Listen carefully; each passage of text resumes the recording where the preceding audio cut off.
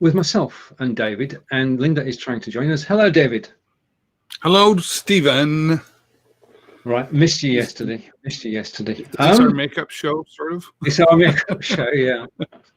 Right, David and I normally broadcast every Monday at 12 p.m. Eastern, but it was Labour Day yesterday. The week before that, it was a bank holiday in the UK, so it's good to get together.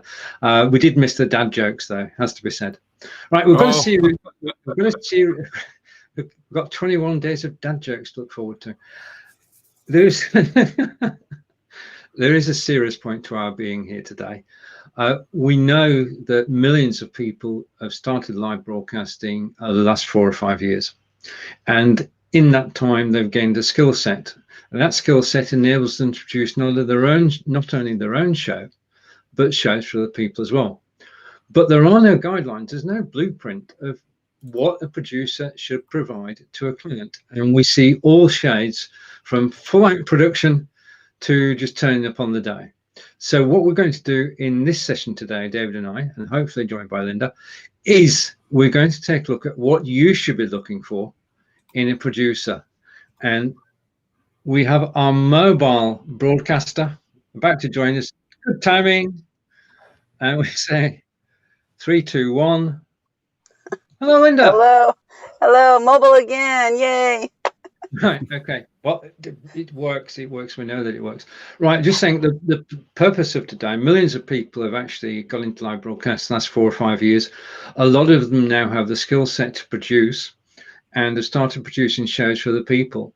But if you're looking for somebody to produce your show, what should you be looking for? And that's a starter question for 10. Whilst you settle in, Linda, I'll go with David to that one. If you were to hire somebody to produce a show for you, David, what would you be looking for? What would be important? Sort of 2 or 3 things. Yeah, it's honestly, it can be a long list. But to start, what's that person's experience? Right. It can sort of be like there's lots of people going live these days, right? And there are lots of people claiming to be professional live streaming experts. But I think it's okay to ask for a resume. What have you done? What have you produced? Who for? How many shows? All that sort of thing. And I think it's just as fair a question as if someone was giving you an interview for a job, right? Those are fair questions to have. What's the experience? And then from there, it's, do you do this full time? Do you do this part time? And what kind of equipment you don't have to really, if I'm reaching out to you to do a live stream production, I probably have a tiny bit of knowledge on what a live stream is, but I don't necessarily know that you're going to use a Logitech 1080p camera, or you're going to use a Sony Handycam, or you're using remote cameras, all that stuff. But I think you start with the resume, and it's a conversation to, and just what they can provide. What are their services that they can provide? Yeah, I agree. I agree with that, David. And it's interesting because, like you said, there's so many live streamers out there, and it runs the gamut of the experience. And so for me, it would be looking at their consistency. Are they out there on a regular basis? Are they showing up on time? What is it? What does their production look like? And probably when you're reaching out to a live streamer to do your production, you have probably maybe seen some of their shows. And find out if they've actually produced for other people, because producing for yourself is completely different than producing for other people. Like Stephen does a lot of work in the background. He does, creating your video stuff and doing slides, and he creates all this stuff for you. What are they going to give you in the package? And then in addition to like asking for their, resume, for, lack of a better term, go reach out to 4 or 5 different streamers, and then do your comparisons, your apples to apples or apples to oranges or whatever, and find out, what is everybody doing? What can I get? Because maybe you're not really familiar with what is possible from a live streamer, producer. So find out, what can I get? And find out what you want out of the packages. Yeah. It's it could be, I don't know if this is a fair comparison, but if you're looking to sell your house for the first time and you're looking for a realtor, there's lots of them out there. So why are you going to sell how are you going to sell my house? And what are you going to do for me? What resources can you provide? Stephen and I were talking a little bit before we went live here too about sometimes I think people don't understand the value in producing a show. I've done some production for some nonprofits recently, and it was okay, I'm going to do this, but then I'm also going to create some video clips out of those 1 hour shows after the fact to create 2-minute snippets, if you will, to promote the replay of those shows where here's the teaser and click here to go and watch the full show. So it's after promotion as well. What about promotion in advance? There's just so many variables that can go into it, but the value behind it, I was given an example to Stephen about, I live streamed a wedding, and it was a friend of mine, so got the friend discount and everything, and I think maybe it was like, oh well, it's just a half an hour, blah blah blah.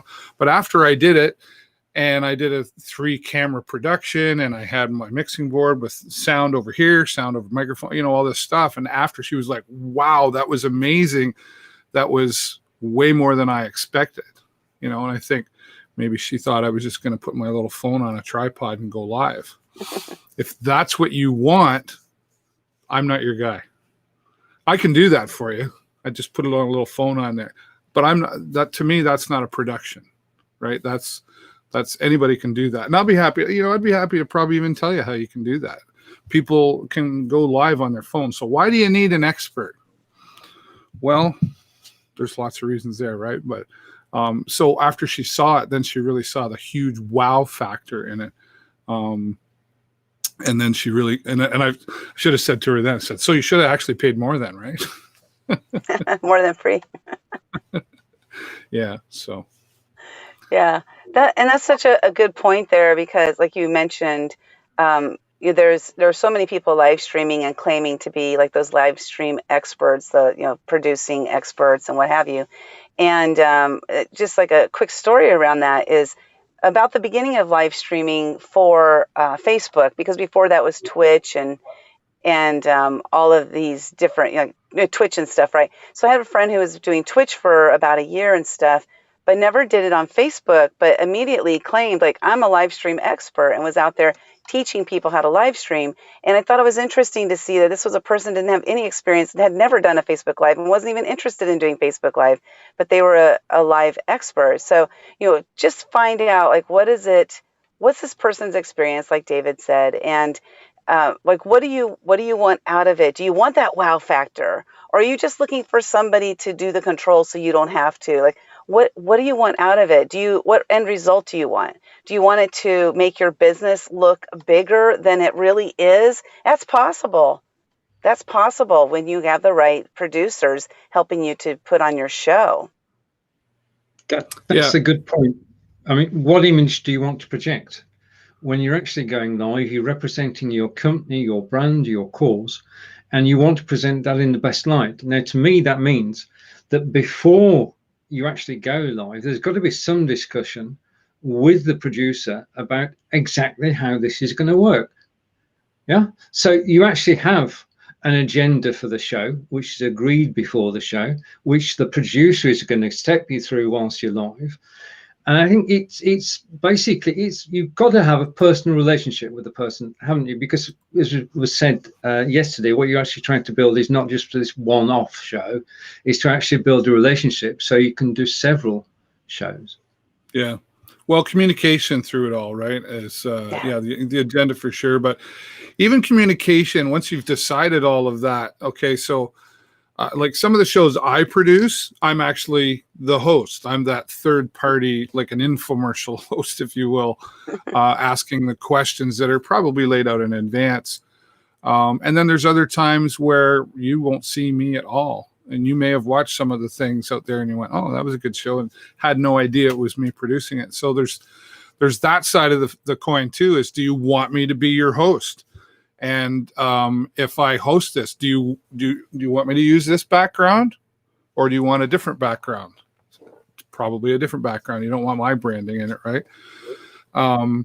So it's communication is certainly a big part. I like, Linda, how you mentioned you had a friend who did Twitch and then went over to Facebook, and that's important, because I live stream on Twitch, YouTube, multiple platforms, and I teach live streaming at our local college, right? And there is a big difference going live. You can go live anywhere. I can show you how to do that pretty quick, but going live on Twitch and going live on Facebook are two different animals as far as how the audience interacts and replays, and just it's a completely different way of going live. And then if you go live on YouTube, you do that all differently as well. So I think that's important as to a good point that Linda made on. So where have you gone live? And ask for some examples. Can you give me some links that I can go look at? Do we need to have a portfolio of shows that people can go and watch and get a sort of sample of what we're capable of? Yep. Yeah, and it's kind of interesting, because now I'm going to segue into something that we didn't talk about, but is into pricing, because pricing can run the gamut, right? Like, David, you did a show, for free for a friend, but that's not your normal charge, So, well, actually, no. I'll point out I didn't do it for free. Oh, I thought you said you did it for free. Gotcha. No, they got the friend discount, but It wasn't for free. And actually well, it's a good point, because when you ask me, hey, listen, when the pandemic showed up, my inbox started blowing up. Hey, David, remember when you interviewed me? What was that microphone you used? Or, hey, David, what's that software you used to make it do this? And what's it? I avoid giving away for free. It's hard to say no sometimes when it's someone you care about, or if you've got an emotional attachment to an organization or something. I've just learned, when you're asking me, I say, yep, I can do all of that. The best thing we should do is maybe have a phone call or a meeting, and we'll discuss your needs. And from that, I can structure a pricing plan for you. Because then you've basically said, oh, well, I'm not getting this for free. Right. Without saying you're not getting this for free. Right. I can do that for you, no problem. Absolutely. You need to sit down and figure out your needs, and then I can give you more of a structured pricing plan, or I can give you a few pricing options. Yeah, and I think the important thing here is to realize that when you're looking for someone to produce your show, again, thinking about, what is the end result I want? Why do I want someone to produce my show? And then reaching out, getting several different, you need to know what you want, your end result, because the producer doesn't know what you want. And oftentimes I find that in business, people will be like, oh, I want this, but they don't know why. It's like knowing why you want that. Like, what end result do you want? Is it monetary? Is it status? Just know what it is. Yeah, there's got to be a goal, a purpose, an end to a live video. I mean, there is the what happens next question. If your whole purpose is just to go live to raise brand awareness, then during the live, you're only going to get so many people watching, and it's the start of something rather than the end of something, isn't it? Yeah. It has to be too, and part of that conversation, I think, Linda, too, when you say, what do you want to get out of this? I think people might be thinking, what does this look like well, we're live right now. We got a little picture in the bottom, and we got, me over here, you over there.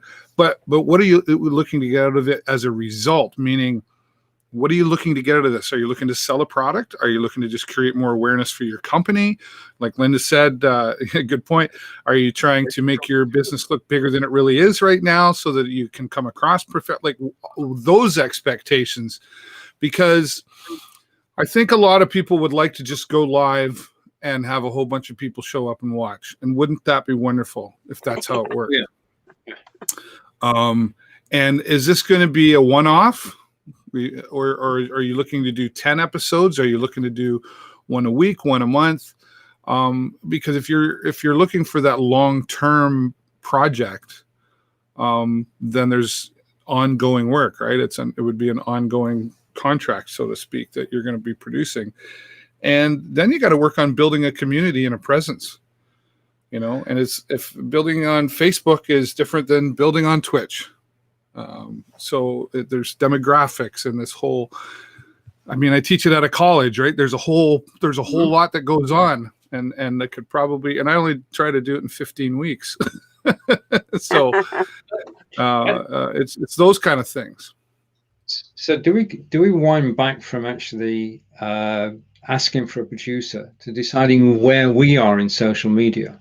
In other words, is there any point to going live on your own Facebook page where you've got 3 posts and 10 followers? So in other words, do you have to be at a certain point before you consider live video? You've got to do some legwork, haven't you? You've got to have marketed yourself as a brand and got people involved in your page before you tag in the live video. It should be part of a mix rather than something standing on its own. Well, you probably know my answer on that, Stephen, because we did our Just Do It show, right? So, yeah. So from my perspective, it doesn't matter if you have 0 viewers or 10,000 viewers. If it's something that is going to help you, like if you know what end result you want out of it, right? You got to start. You got to start somewhere. So maybe right now you're not having much of a following, but there's Keith Richards of the Rolling Stones. Somebody was interviewing him, and they asked him, and they said to the question, how does it feel to be the best guitar player on the planet? And Keith Richards said, I'm not the best guitar player on the planet. The best guitar player is playing in some dive bar in Tupelo, Mississippi. My point there is that you may not have a following yet. You may not have the expertise that you need, but you have the goods. You just don't have the audience yet. So this might be actually starting from 0, it might be the best way, because you can now start your brand today. You don't have to fix a brand that you ruined. Like I did that. I ruined my brand totally at the very beginning because I didn't know what I was doing. I had no idea, and I was all over the place. So I think starting from scratch is a great place to start. Yeah, I agree with you, Linda, on that. I think it doesn't matter if you have, honestly, you got to have 0 followers to start, and you got to go get one, right? If you think of opening a brick and mortar store, and you're open and the door's unlocked, that's great. You've built everything, you're ready to go, you're open, you're ready to sell your widgets. But you should probably walk over and turn on the open sign, right? and there's that bright neon sign that says open, come on in. And then then from there, I started my show, it will be 9 years, holy crap, in November, 9 years.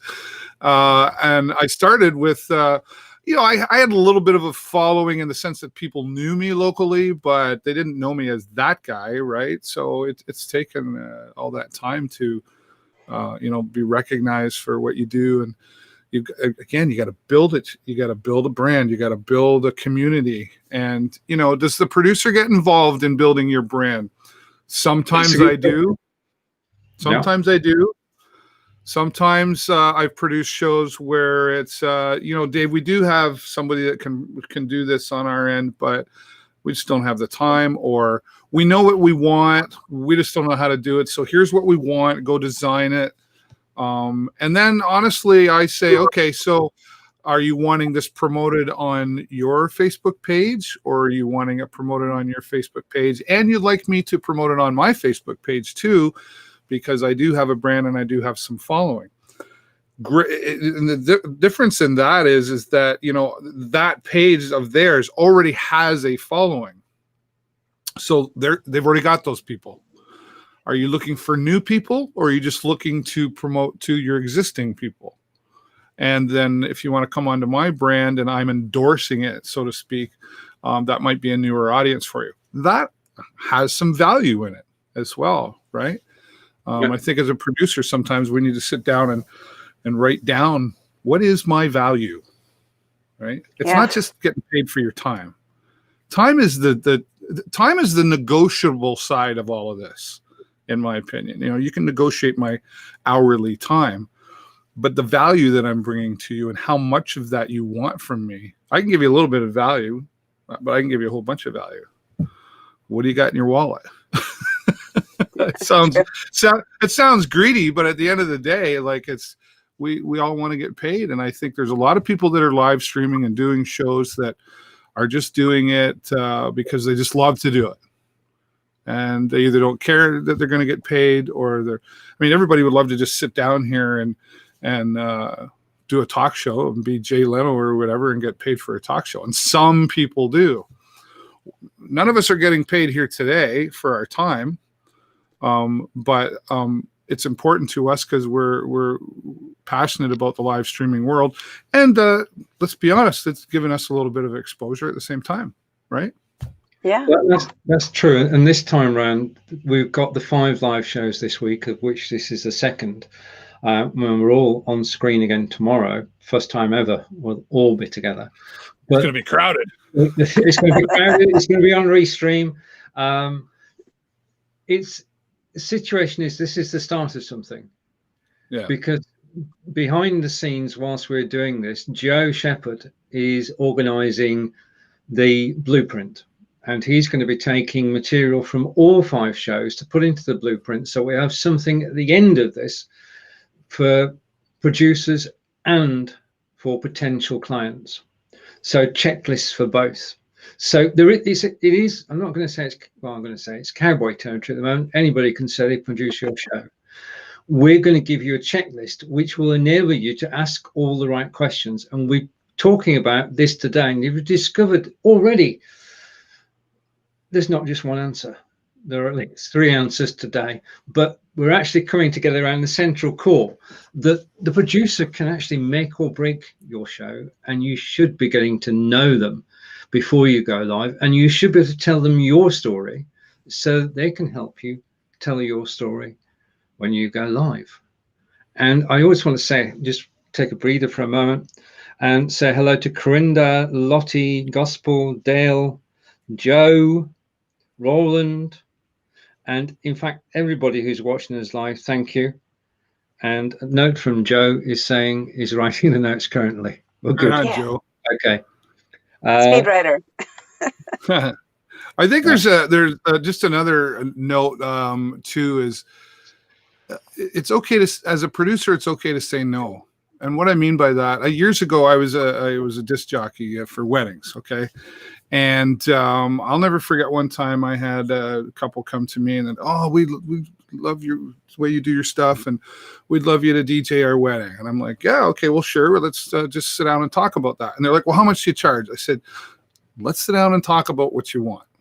Because we sat down and they were like, yeah, we're like, they were country folk, and they're like, we're having it at this barn, and we're going to have hay over here and blah, blah, blah. And we're going to have this and that. And we just want country music all night. We don't want any rock and roll. We don't want any top 40, nothing, just country music all night. What do you charge? I said, I'm not your guy. What do you mean? I can play a little bit of country, and I can fit it in a 4-hour night, and I'll do a little bit of country, a little bit of rock. I do not have enough knowledge of country music to be able to play it for 4 hours and give you the experience you're looking for. Yeah. So I would, and you know, some people go, yeah, give me the money, I'll do it, I'll figure it out. No. You'll hurt yourself if you do that. Don't get me wrong. If that's where you want to be, and you want to be that DJ guy that all you do is play country, you can learn that. But if you're not ready to do that, it's okay to say no, because if you take on something that you don't have the experience with, sometimes it'll come back and bite you. And you're not really being fair and honest to the client by saying, oh yeah, I can do that. No, you can't. So I said no to that. And because that's not my thing. Nor would I enjoy playing country music all night. No offense to country music. That's just not who I am. So I wouldn't have enjoyed that. That's what I thought you were going to say. No, I can't do it because I just can't listen to country for 4 hours. No, I didn't have the knowledge of all the country artists in my head. I had enough knowledge to, play 5 or 6 songs throughout the night, but I'm also playing everything else, right? Right. So it's okay to say no. Sometimes you should say no. That's true. Well, I want to bring up a topic because you mentioned the checklist and everything, Stephen. And that's another thing is like, what else do you want out of the show, right? So the show doesn't end when the camera turns off. The show can go on and, being repurposed in various avenues, not just video. So you can take it, you can break it up. Maybe you turn it into a course. Maybe you're turning it into a checklist. Maybe you're turning it into some sort of opt-in or something. But there's so much to live streaming. It's more than just, pushing the button, starting and stopping. It's way more than that if you want it to be. It's possible that you can build your entire business based on just live streaming because of what you do after. And so finding a producer that can maybe work on that as well would be a great idea. But if you don't have a producer who does that, have like an after producer. I don't even know if there's a position called after producer. If not, there should be one. There is now. Find your after producer, right? That just turns everything into the assets that you need in order to be able to build your business. Why are you doing this? What is the reason for doing this? Figure that out.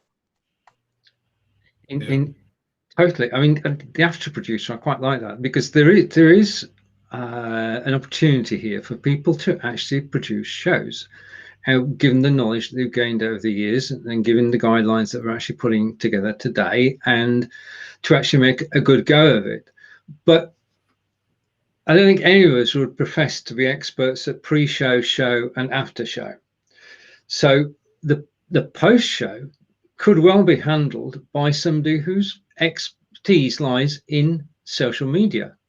So you may well join forces with someone who can do the after part. Yeah. Yeah. And Steve, I was glad you brought that up because I was thinking about that. And there might be people out there who produce shows and they don't do the after part, like we mentioned, right? So rather than saying, this is what I do, try to partner with somebody who does the after shows and make an offer to your clients, the potential clients. We can do this, we can do that, or we can do this. Like give them options so that they can say, "Ooh, I didn't even think about that aspect of it." And now you're giving them something more. You're not doing the work, but you're bringing in the work, right? So you find a team of people who can help you with different aspects of it. So you can provide so much more to your clients. And then you're a one-stop shop. I mean, that's ideally in my mind, ideally I'm building a big business. I'm not just one person doing the whole show. I mean, I want way more than just me, I want it to be this big production where I have a huge team doing everything, where I'm doing where I shine and you're doing where you shine, so I think that's a really important aspect is don't say I can't do it, but find somebody who can help you to do it, whatever it is. Great points. Right, over to Gospel. Gospel has got a question. And Gospel's question is, does it help, and this is talking of building a brand, does it help if you've got lots of friends and network to grow your brand live? In other words, is it good to have people around you who can actually help? Always. There's a Beatles song. I get by with a little help from my friends. Right. Throw that song on the jukebox, DJ. There you go, right? But yeah, go ahead, Linda. Well, I was going to say just really quickly, yes and no. We have the same beliefs as you because your brand is your brand. So, for example, what are the pillars of your brand? Like for me, it's integrity and honesty are the two top of my pillars. Then I have all my other ones underneath that, right? But those are the most important to me. So if one of my friends doesn't have the same integrity as me, do I want to align with that person? Really, you want to make sure that whoever you have in your corner is somebody who has the same belief system with you as you do, so that you guys are at least on that same page. You're not going to have everything where you agree on everything, but at least having that same belief, and that's like truly, you can tell it's their belief based on their actions. Right. Yeah. I'll give you an example. Integrity is really important to me. I showed up here late because my daughter was displaced by the fires. I'm in my car because my daughter is working inside the house and she needs complete quiet when she does her job. And so everything has been swirled around in our life this last day. And so I had to adjust. Normally I'd be in my house. I'd be using my Yeti. I'd be using my, 1080p. You know, normally I'd be doing that, but I was like, okay, I got to do something different. What am I going to do? And it was very last minute. I said, I'm just going to go to my car. I don't know how many videos with Steven in my car, but at least I showed up. You know, like that was so important to me. I could have canceled on him, or I could have shown up here, which is what I chose to do because that was important for me to at least show up. So that's my thought on that. Yeah. No, I having a whole network of friends, absolutely, that helps. I mean, having one friend is more helpful than having zero. You know, that's true. But Linda makes a really good point, and you know, who are those friends, right? You know, and what are you trying to attract? You know, like you can go. Twitch is a really good example because it's not just video games anymore. There's so many different categories, talk shows and podcasts, just chatting, music, painting, all these different categories. So what are you trying to attract? I mean, you're not going to, well, it's sort of the country music thing, you know, like you're not going to play rock and roll music at a country bar unless you're the Blues Brothers, maybe, but you know, you could try that. But you know what I mean? Like, so if and you might have some country music friends. Those are your friends. That's okay. But if that's not what you're trying, no, I don't. He says, but if that's not what you're trying to attract, then it depends on who those friends are, right? And you can, depending on your brand, you can have multiple different things going on. But yeah, and that just comes back to that checklist of when you approach somebody to produce, try to have an idea of what you want. Even if you go, well, I don't know what I want. I just want to do a talk show. Okay, but put some thought into it. Get your own personal pen and paper and write your thoughts down before you go and approach the producer. And I guess that's part of this blueprint that's been trying to be created here is going to do, right? But yeah. And don't have an expectation of this happening when you've got this kind of friends, right? Again, I come back to if you're trying to attract rock and roll and you're got all country friends. I'm not a quitter, but I know when I'm beat. The point that you've both made, and that is that Linda said, if you're going to have a social media partner, make it somebody who's got the same values as you and appreciates how you look at things. When you're looking for a producer, how important is it that you actually get on with them, you gel with them? Does it matter at all? Is this a professional thing where there's no connection between the two of you both doing the job, or does it help? No, it doesn't matter. You hire me as a producer, you do what I tell you. Well, you know what? I'm kidding. Love this I'm question. totally kidding. but David, you know what? I love this question because of that, because you do know what you're doing. I'm hiring you because you know what you're doing. Do I not get along with you? You know, that's my issue. Yeah. And I say that because I have gone through years, I had decades where I was a people pleaser, and I didn't want to work with anybody who I didn't get along with because I was too scared, you know. Right. But now I've moved into this phase of like, you know what, this person knows what they're doing. I'm going to listen to them because I want the results. I haven't been getting the results on my own, so this person can get me those results. I'm going to listen to them. And I will say this is what I love to say is that I'm going to give you ideas, and some of them might be good, some of them may be bad, but I just need to at least give you my idea. And then if you shoot it down and say, that's not going to work, Linda, I'm okay with that because I want the result. So again, we always go back to results. What results do you want? Do you want the yes man producer, or do you want the producers that's going to say, that's not going to work? This is what we got to do. You just got to decide. You know, so I would love having someone who is like that. Nope, that sucks. That's not going to take us the right way. I mean, just talk to me frank like that because I want to save time, and I don't need you to like, you know, flower over it just because I'm a girl, you know, like kind of thing. Right. Like, you know, just tell me like it is because let's get the result. It reminds me of that, if you ever watch movies or whatever, and there's always that superstar, and there's always that guy following him around and going, "Oh, you were fabulous! Oh, it was wonderful!" Just all these phony accolades, right? The Gary V Stop followers. saying I'm that. sorry. I suck. What do you mean? Right, the Gary V followers, like he can't do anything wrong, right? And Right. like, Yeah. So Stephen makes a good point in saying, do you get along? I mean, sure, you want to get along, you don't want to argue. I mean, there's a language to it all, right? As to if Linda and I don't agree on something, I might say, okay, so can you be specific? What is it about that idea that you didn't like? And is there anything about that idea that you did like, or you just think it sucks in general? What's A, B, or C? What's the answer, right? And so there's some language to it, right? And personalities are certainly going to conflict at times, and it doesn't mean, Linda mentioned earlier, it doesn't mean you have to disagree on everything. But it's okay to disagree on some things, and you just got to learn how to get past it, right? So certainly when the producer and who they're producing for, when they have a chemistry, works wonderful. Yeah. Wonderful. And that will come along, I would say, probably 2 out of 10 times. The rest of the time, and I haven't taken a survey, that's just a number, but the rest of the time you got to make it work, and you got to work at it. It's like a marriage, it's like a relationship. You got to work at it, right? So and then I don't know where you're taking this next, Stephen, but I think out of all of this that we're talking about, then we come down to the evil of it all.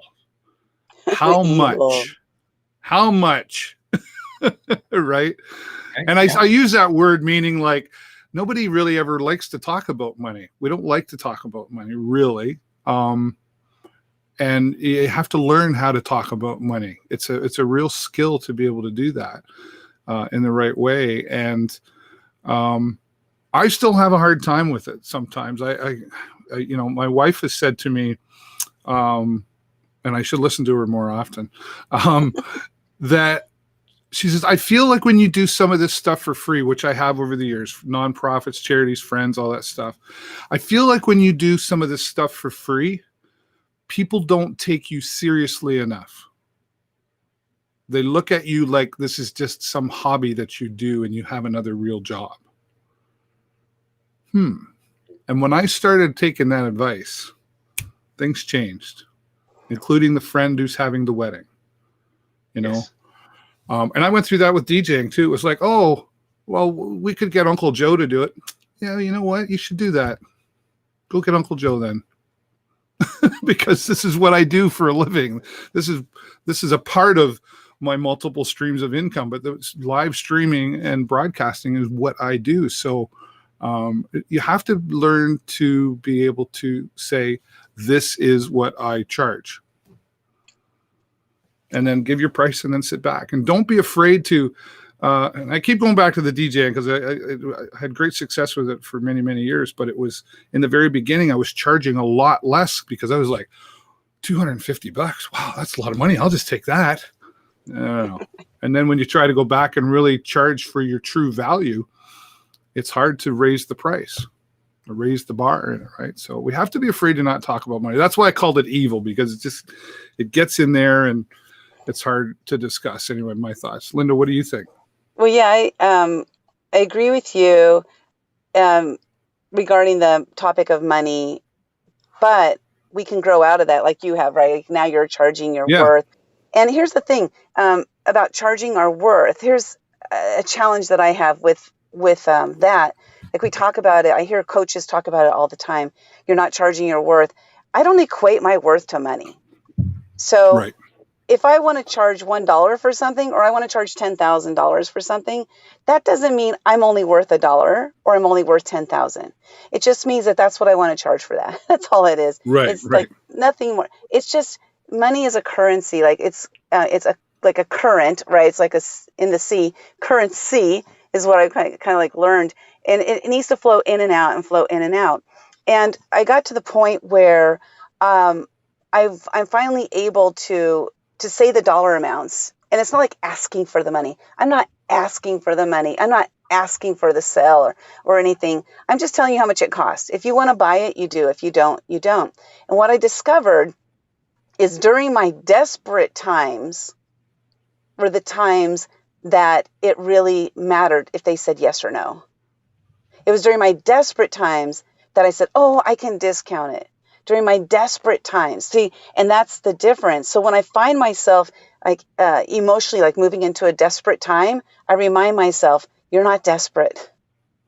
You know, so I was on the call with somebody yesterday, you know, talking about a product that I'm selling. And I told her the amount and she was like, ooh. And I just sat there and I just let her ooh, you know. Yep. And so just let them ooh over it, whatever. That's a lot of money. And let them say that. And don't let that stop you. Don't let that move you into position of like, oh, I can discount it for you 50% or whatever. Just sit there and let them think about it. Yeah. And they'll decide, do I want to buy this? That's right. Is it worth this? And it's not your worth. It's whether they think that whatever it is you're selling is worth it for them right now, in this very moment, in their life, in their business. It has nothing to do with you. It's not your worth. And just because that person, to add to that, and those are great points. Just because that person says no to you doesn't mean that your pricing was off. Right. It just meant that they didn't see the value in it necessarily, or it didn't fit into their budget, or it was more than they thought it would be, right? You know, and I mean, I love to drive a Ferrari too, but you got to know the price going in, right? Ooh, yeah, no, that's a little bit more. Maybe we'll just go over here and look at the compact car today, right? Honda. I'm doing a Honda. Right. So, yeah, you're right. You know, just put your price out there. I mean, you know, if I don't like the price of this shirt, I don't have to buy it. That doesn't mean the next guy that comes along won't, right? Yeah. Well, I have a mentor, and he says people will only pay as much as you ask for. So, right. So what happens is, as I up level my mental capacity for asking for money, right? I raise the price, and then I raise the price again. People are paying it still. Okay, they're still paying. Yay! I'm going to keep raising the price, and they're still paying. Awesome! I'm finding the right people. Well, then it comes to the point where nobody is buying anymore.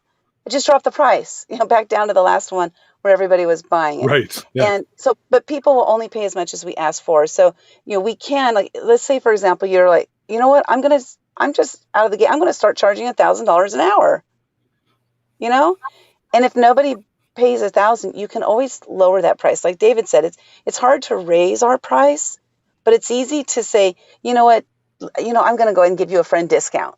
Right. Right. So normally I charge 1,000 an hour, but I'm going to do only 500 for you guys because you're my friends. Give 50% discount as an example. But you can't say I charge 25 an hour, but today I'm going to charge 50. It that's doesn't right. work Yeah. that way. Yeah, that's right. So they only pay as much as you ask for. What do you think, Linda? I'm curious what you think on, and I've already got my answer, but sometimes when people say, "Well, how much do you charge for this?" And the response is, well, what's your budget? I used to do that one, but yeah, no, I don't like it anymore either. Why don't you like it? I feel like it's kind of like a setup in a way. And I'm a straight shooter. I like to just be, again, that honesty, that integrity. To me, the integrity is like, I have a set price. And if I want to adjust that, I can. But I don't care what your budget is, because either you're going to fit it into your budget or not. Maybe you don't have a budget. Oftentimes I'll go into a call and like, I didn't know this was going to be a sales call. And I'm in there, I'm like, ooh, as an example, just the other day, I was, we were getting on a sales call for this person to be in one of my books, because I do collaboration books. And it turned out everything she was talking about, I was like, oh my God, I could totally use what you're doing. And so I said, how much does it cost? And she told me. It's $2,000. I'm like, okay, cool. At least now I have something to work with.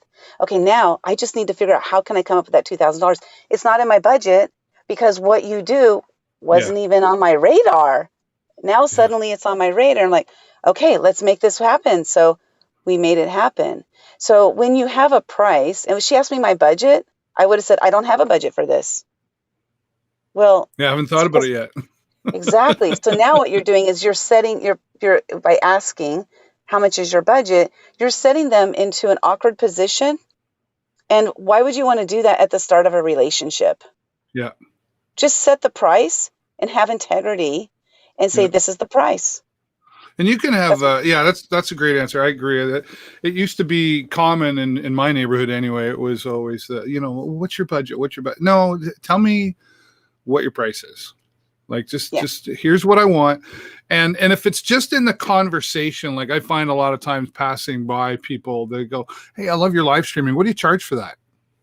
Well, I don't know. You got an hour, sit down and let's discuss it. If you're serious. Sometimes if in passing, the coffee shop or whatever, and they ask me that question, I often will say, well, what are you looking for? Like Linda's been saying all along, well, what results are you looking for? Or I might say, well, I have a starting price. I start at $80 an hour, but depending on you want, it's likely more than that. Right. So right. Yeah. Stephen, Joe, you're still there. Sorry. Oh, yeah. Joe, who's watching the show, has an approach which is simple and straightforward. He has 3 packages: the bronze package, the silver package, and the gold package. Different pricing, different structure to each of the packages. Yeah.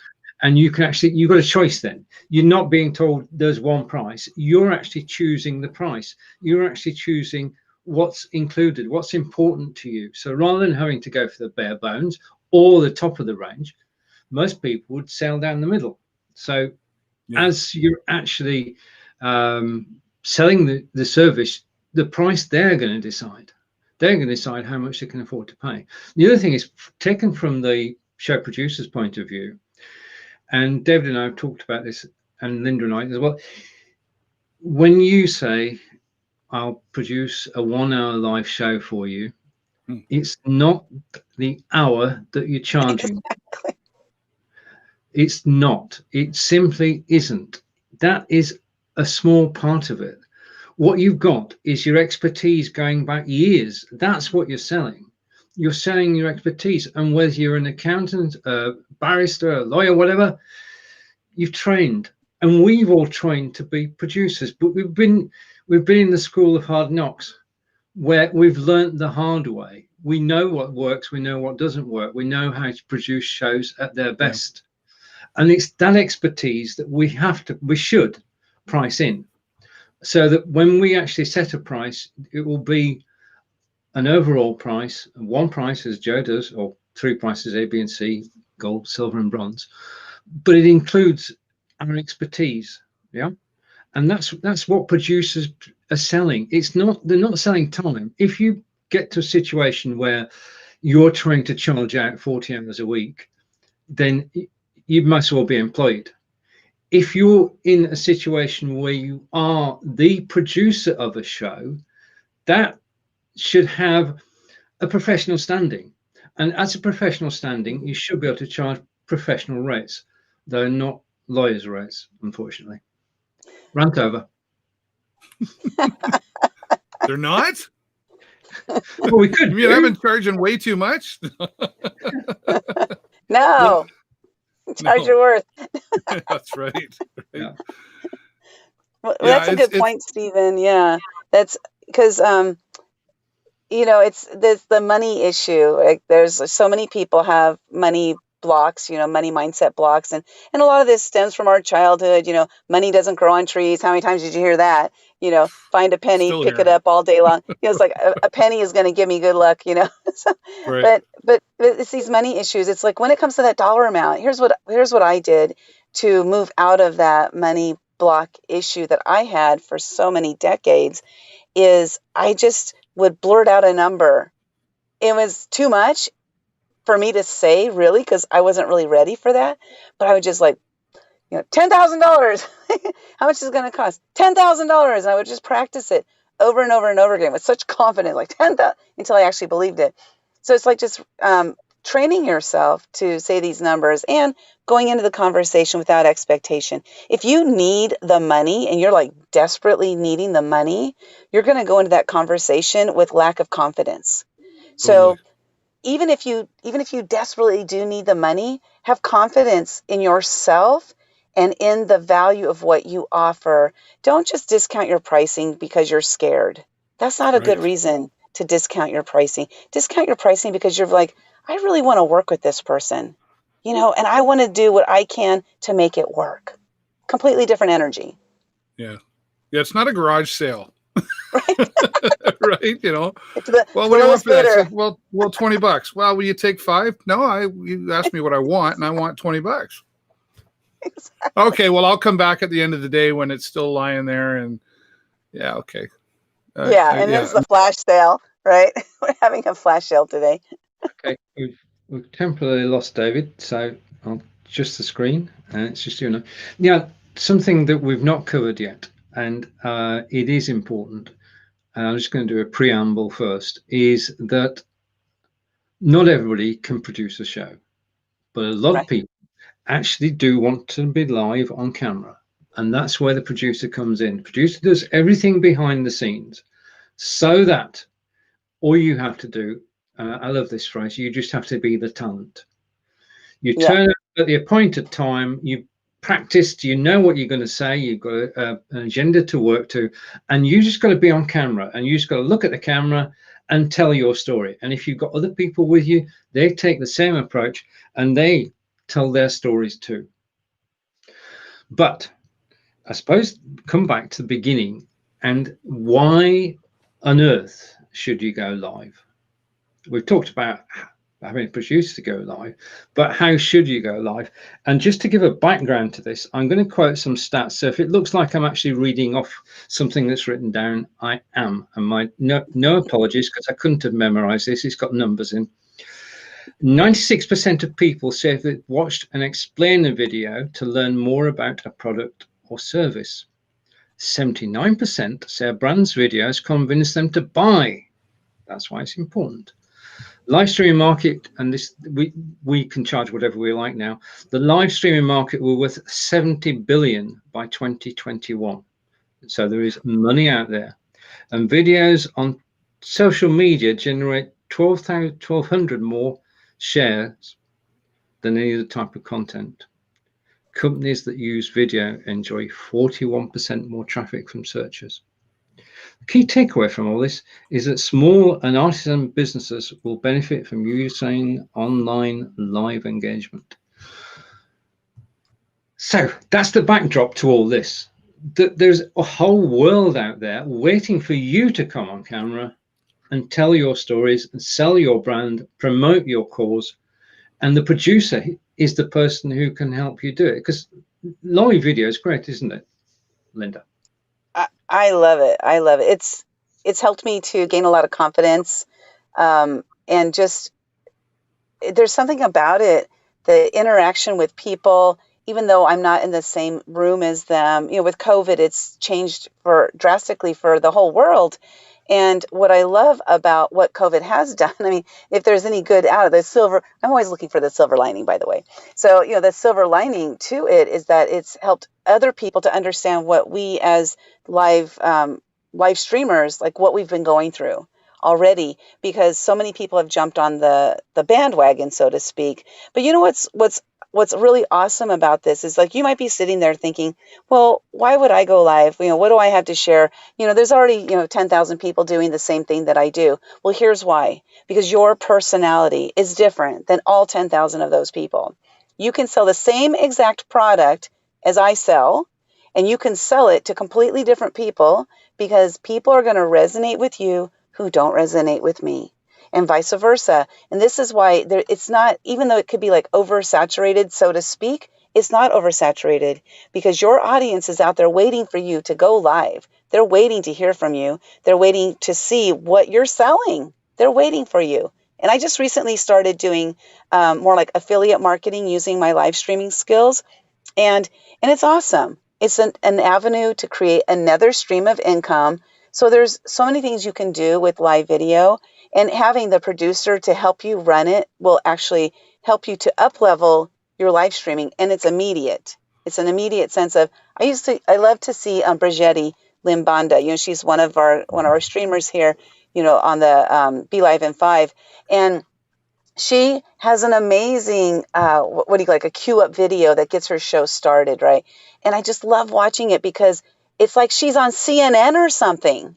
She's created this amazing role that goes off before her show comes on. It's like, wow, look at this lady, what she's doing. And your producer can do that for you as well. Yeah, well, and why to go live? I mean, Linda pretty much covered it, but the only other thing I would say is why not? Like, why not? I get camera confidence and looking professional and all that stuff. And I can tell you, like, you have to just start. Like, and I'm not the first person to say that. Thousands of books have been, the first step is the journey is the first step, all that stuff. But it's so true. You just have to just start. And I can tell you, if you go back years ago when I started DJing, I remember I started DJing in a bar, and we had to play the music, of course, but we were expected to be on the microphone and talk to the room. These are the drinks of the week, and this party's this week, and all that. We had to talk on the microphone. This guy right here did not want to talk on a microphone. OMG, wasn't doing that. Forget it.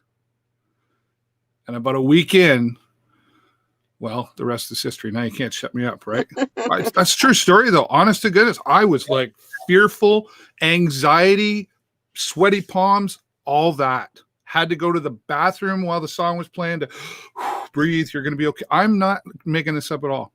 And so I get it when I say that. But you have to start. And if you just push a little bit, and it wasn't right away, it wasn't like, and the drinks this week or blah, blah. It was like, the drinks this week or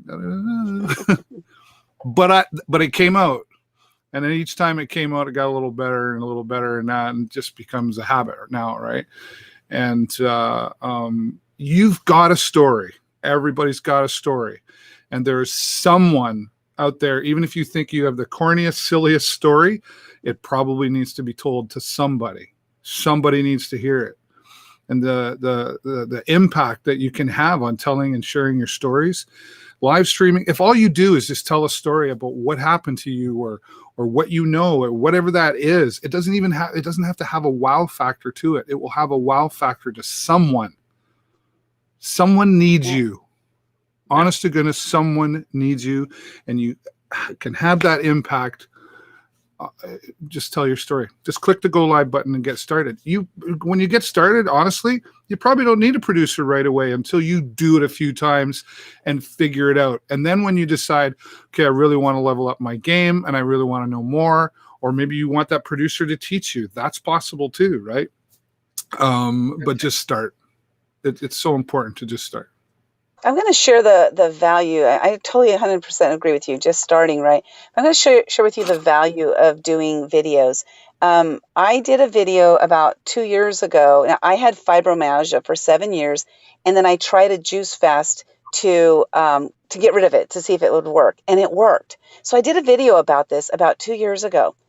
3 or 4 days ago, a woman reached out to me and said, I didn't know what she was talking about. I didn't even know her, right? She says, I watched your video and I'm going to do it.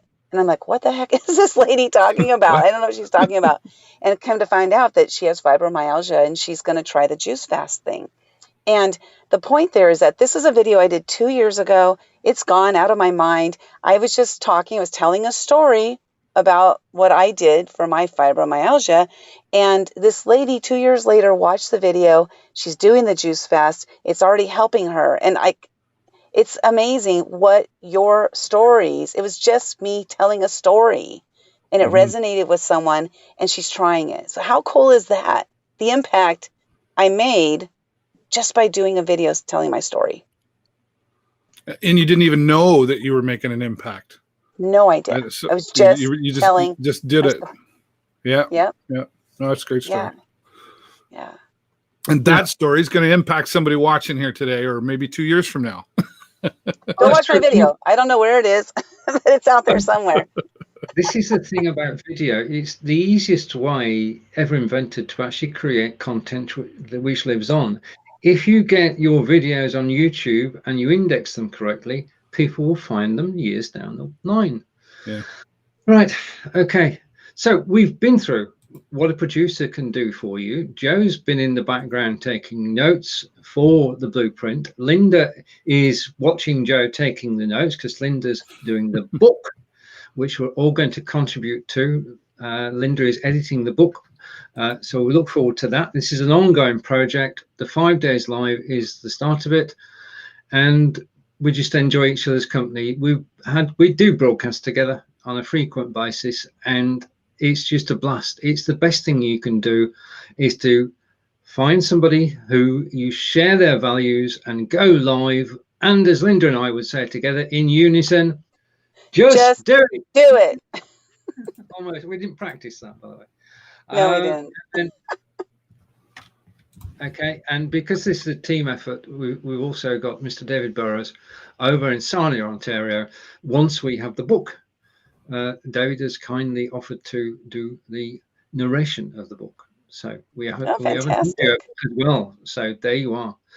And that all comes about because this is the 9th season of 5 Days Live. This is a special one, but it's just always good to actually get together with friends.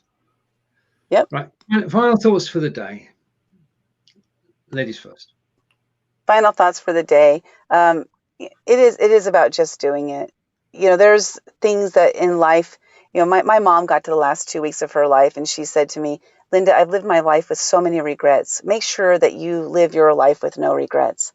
The thing is, in business, we're here to make money. And if live streaming is going to be one way to help you to be able to generate that revenue, go do it. Just go do it. Don't let fear stop you. Fear stops us from doing so many things in life, but it's time to just get off the pot, shit or get off the pot, as my mom used to say. So do it. Just go do it. Yeah, what she said. You just got to start, and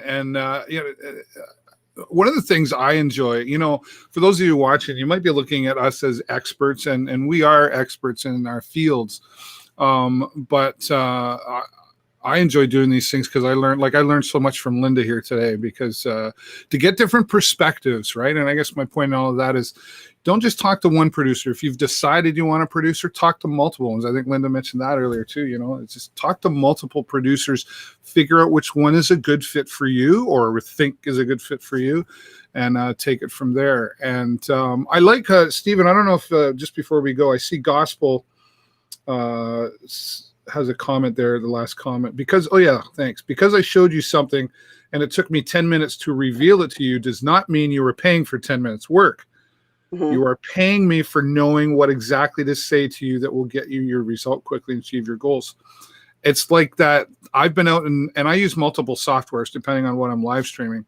But I've had people look over my shoulder because they're trying to see what app I'm using or what software I'm using, and they're looking for the name of it somewhere. And very conveniently, on my software, it doesn't show that. But because they think, oh, well, what's that app? Can you just tell me what that app is? And then they can go do it. Or what's that microphone? What microphone did you use? Or what software was that for the lower thirds? It's like, wait a minute. And when somebody says to me sometimes, and it might sound a little arrogant, but they'll say, well, how do you do that? How do you do that? 10 years live streaming experience and some sweat equity and a lot of sacrifice. That's how you do that. And sometimes they kind of look at me like, oh, well, he's a bit of a jerk. Well, what do you mean? How do you do that? Let's sit down and have a coffee and talk about what I can do for you. Or do you just, anyway, that's a whole other show. But I do like what Gospel's saying in there. It's just because it took me 10 minutes to show it to you doesn't mean it's more like 10 years experience that allowed me to very well show it to you in 10 minutes, way longer than 10 minutes, right, William? For sure. But really, like Linda said, just I wish I'd have been Nike and thought of that one, right? Just do it. Yeah, exactly. Start. And We adopted it. you don't go through this. You grow through this. You grow through things. You don't go through things. So just start growing through it, and I don't know that you'll ever get to your full result. I haven't gotten to where I want to be yet, but just when you get started, keep going. Don't quit. Totally. Perfect. Right. Well, there we are. There you have it. That's what a producer can do for you. That's why you should be going live. That's why this industry is the most amazing place to be. And this is, I guess, the best place to actually make friends, and not to influence, but to learn. And we've been today with Linda in San Diego, with David in Sarnia, Ontario, with myself in Wiltshire in England. And the last comment of the day goes to, and I've got to say thank you to Gospel for all the comments, and William and Gospel are agreeing with each other. We love it when people talk to each other whilst we're live, and we've really enjoyed being here today. Take care. Back again tomorrow. Tomorrow there could be all of us on screen. You never know.